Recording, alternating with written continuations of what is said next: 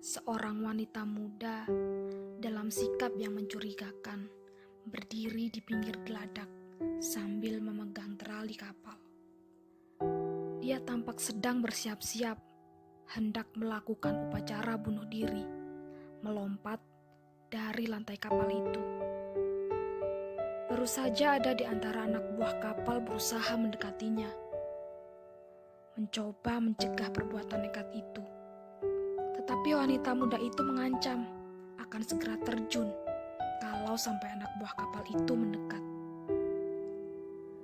Dengan dalih agar bisa memotretnya dalam posisi sempurna, seorang pria mendekatinya sambil membawa kamera. Pria itu berhasil memperpendek jarak dengannya, sehingga tegur sapa di antara mereka bisa terdengar. Tolong, ceritakan, mengapa kau ingin bunuh diri? Dia berpaling ke arah laut. Ada pulau di kejauhan. Mungkin impiannya yang patah sudah tidak mungkin direkat. Ayo, tolong ceritakan, biar ada bahan untuk kutulis. Wanita itu membiarkan sekelilingnya. Angin mempermainkan ujung rambutnya, mempermainkan ujung lengan bajunya, dan tampak kalau dia telah berketetapan hati untuk mengambil sebuah keputusan yang nekat. Tiba-tiba dia melepas sepatunya, menjulurkannya ke laut.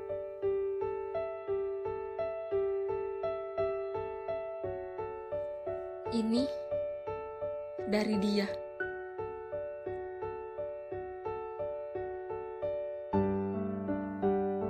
Ia melepas sepatu itu. Sepatu itu jatuh mendekati ombak. Pria itu mengabadikan dalam kamera. Kemudian dia meraba jari tangan kirinya. Di sana ada sebentuk cincin. Sinar matahari memantul mengantar kilaunya. Mata berliannya membiaskan sinar yang tajam. Dikeluarkan cincin itu dari jari manisnya. Diulurkannya melampaui terali. Ombak yang liar menampar dinding kapal. Tangan yang menyulurkan cincin itu sangat mencemaskan.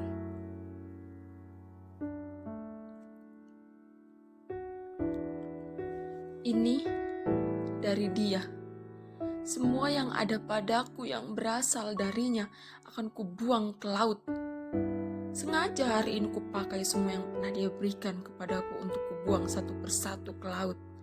Tak satu pun benda-benda itu akan kuizinkan melekat di tubuhku sampai aku telah menjadi mayat di dasar laut. Biarkan aku tanpa bekas sedikit pun darinya. Inilah saat yang paling tepat membuang segalanya ke laut. Dari kapal yang pernah membuat sejarah pertemuan kami.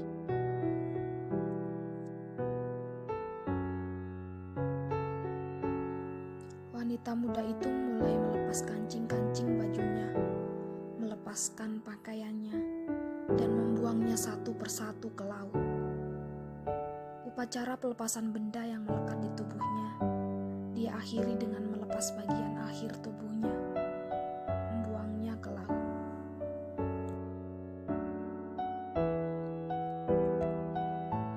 Apapun yang berasal darinya tidak boleh ada melekat pada jasadku saat aku sudah menjadi mayat di dasar laut.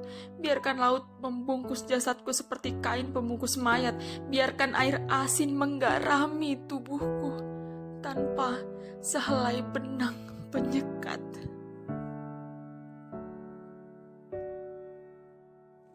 Wanita yang telanjang itu mengangkat sebelah kakinya melampaui terali, bersiap-siap membuang dirinya ke laut.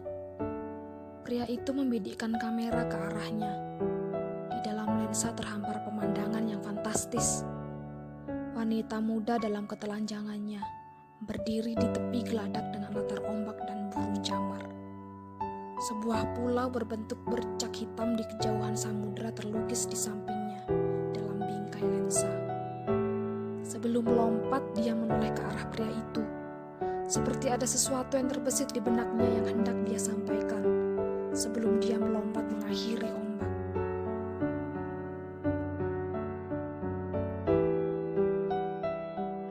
Ternyata tidak segampang itu membuang segalanya. Ada sesuatu yang tak bisa dibuang begitu saja. Dia diam sejenak, memandang bercak hitam di kejauhan samudra. Dipandangnya lengkung langit agak lama, lalu bergumam.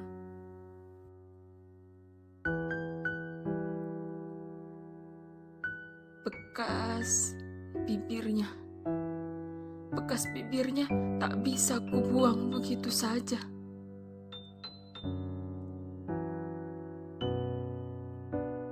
Dia berpaling ke pria itu.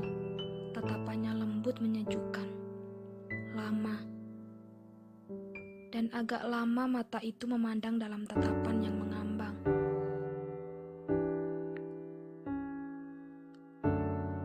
Maukah kau menghapus bekas bibirnya di bibirku dengan bibirmu?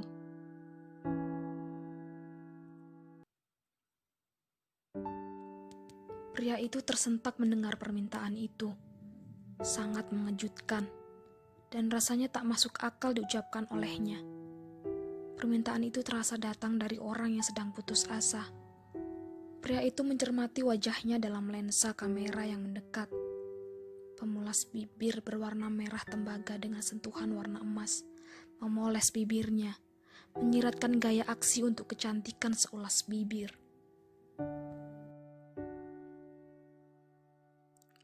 Tidak akan aku biarkan bekas itu terbawa ke dasar laut. Maukah kau menghapus bekas bibirnya di bibirku dengan bibirmu? Tolonglah, tolonglah aku melenyapkan segalanya.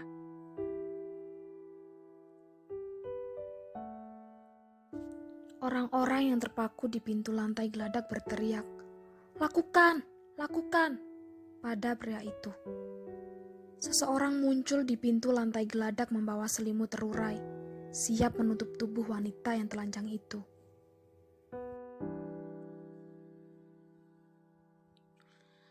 Tolonglah, tolonglah aku menghapus segalanya. Jangan biarkan bekas itu tetap melekat di bibirku dalam kematian di dasar laut. Tolonglah. "Lakukan, lakukan!" teriak orang-orang yang menyaksikan dari pintu geladak. Pria itu menghampiri wanita. Orang yang membawa selimut itu berlari ke arah mereka, menyelimuti mereka dengan kain yang terurai itu. Di dalam selimut, pria itu mencari daun telinga wanita itu.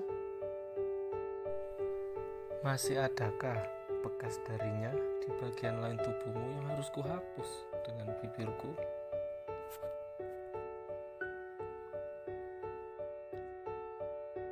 Saya Cencen, Pak.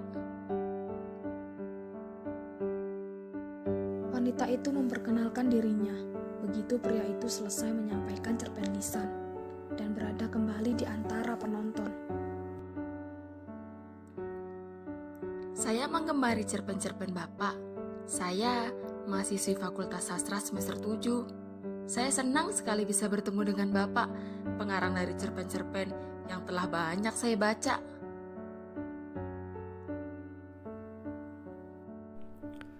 Terima kasih. Namamu Cencen, tidak nama seorang Minang. Bagaimana kelanjutan cerpen lisan itu?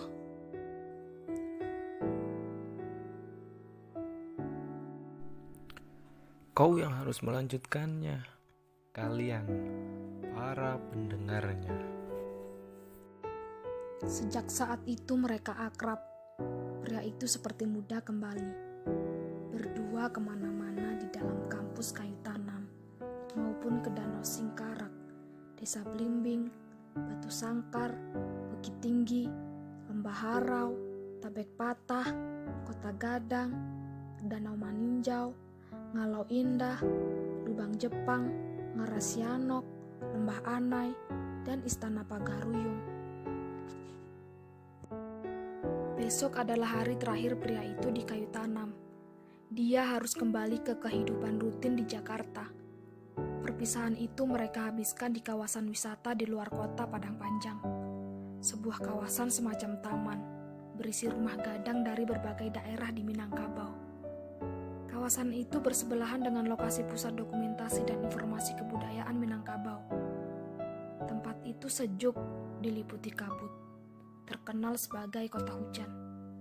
Sebentar-sebentar kabut tebal melintas menutup kawasan itu. Mereka mencari tempat kosong di salah satu bangunan berbentuk payung dengan meja bulat dan kursi sandar melingkar yang disediakan untuk para pengunjung duduk-duduk, memandang sungai kecil berbatu yang terhampar di bawah dan memandang puncak Gunung Merapi. Mereka berkeliling mencari tempat kosong, tetapi semua bangunan-bangunan kecil itu telah dihuni pasangan-pasangan remaja. Mereka duduk memandang lembah dan lereng gunung yang terus-menerus diselimuti kabut yang datang seperti asap hutan terbakar. Mereka akhirnya duduk di hamparan rumput berbukit, di antara rumah gadang pajangan dalam ukuran yang sebenarnya.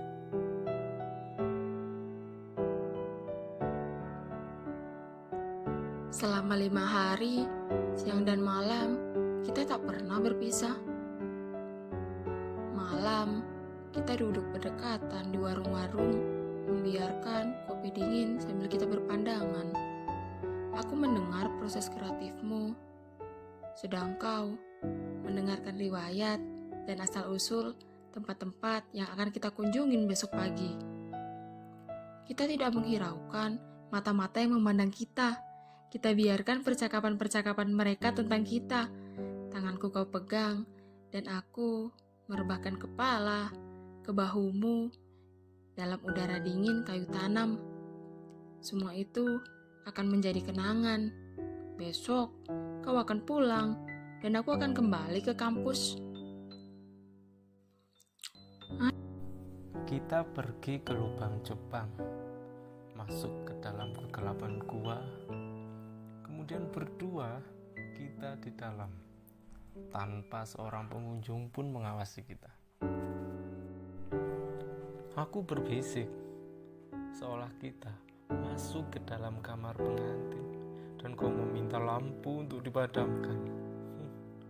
Kita duduk di puncak pendakian, kita duduk berdua, memandang ke bawah mengikuti arah air terjun.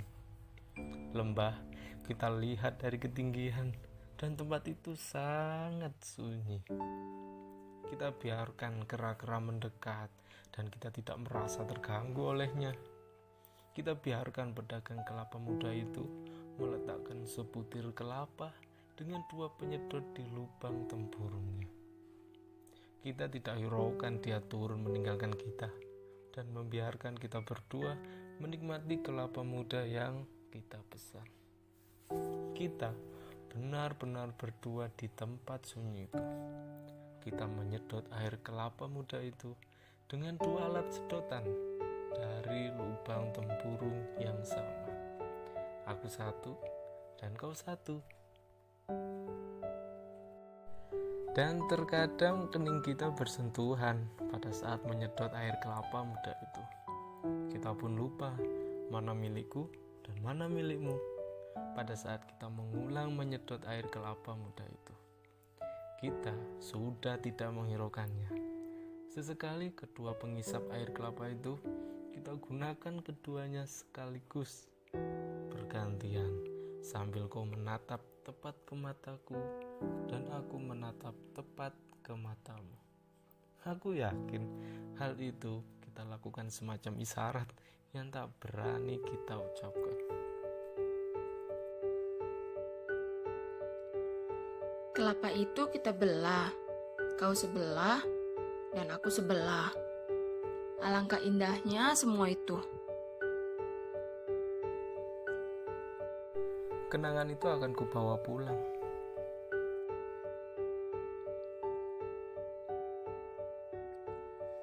Maukah kau menghapus bekas bibirnya di bibirku dengan bibirmu?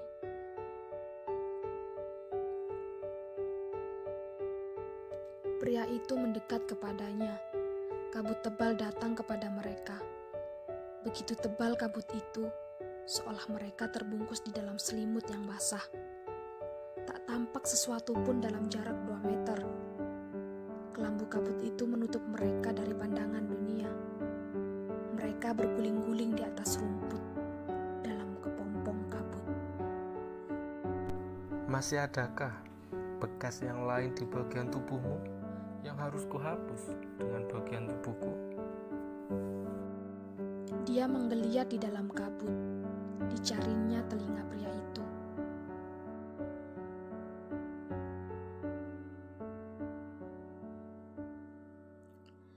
Tak ada bekas yang lain yang perlu dihapus, sayang. Serpihan kabut menyapu wajah mereka, bagaikan serbuk embun di percikan. Apakah kita akan keluar dari kepompong kabut ini sebagai sepasang kupu-kupu? Bekas ini akan kubawa pulang dan akan ada yang menghapusnya. Bagaimana denganmu?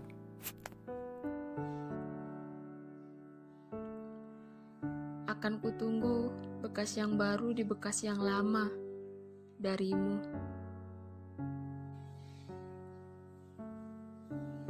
Apakah itu mungkin? Mungkin.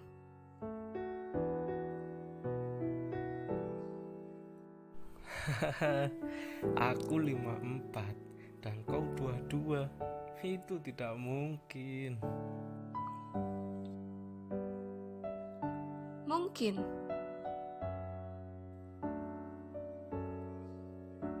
Aku Datuk Maringgi dan kau Siti Nurbaya. Dalam segi usia, apa yang memaksamu?